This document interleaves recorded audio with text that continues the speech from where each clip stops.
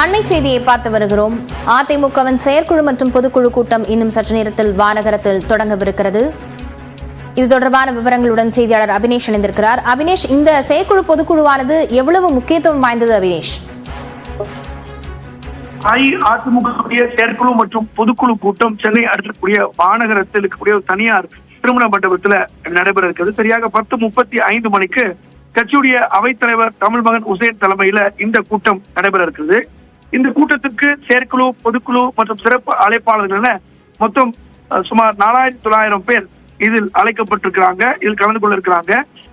பிரம்மாண்டமான வகையில இதுக்கான ஏற்பாடு செய்யப்பட்டிருக்கக்கூடிய நிலையில நாடாளுமன்ற தேர்தலில் ஒரு பெரிய தேர்தல் தோல்வி அடைந்திருக்கக்கூடிய நிலையில அதற்கு பிறகு நடைபெறக்கூடிய ஒரு முதல் பொதுக்குழு கூட்டம்.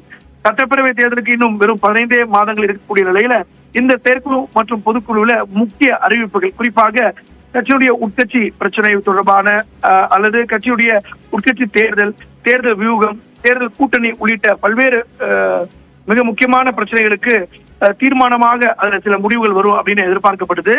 அதிமுகவை பொறுத்தவரை மாவட்டம் தோறும் கள ஆய்வுகள் மேற்கொள்ளக்கூடிய வகையில கள ஆய்வுக்கென ஒரு குழுவை எடப்பாடி பழனிசாமி நியமித்திருந்தார். அந்த குழுவும் தன்னுடைய அறிக்கையை எடப்பாடி பழனிசாமி அவர்களுக்கு வழங்கியிருந்தது.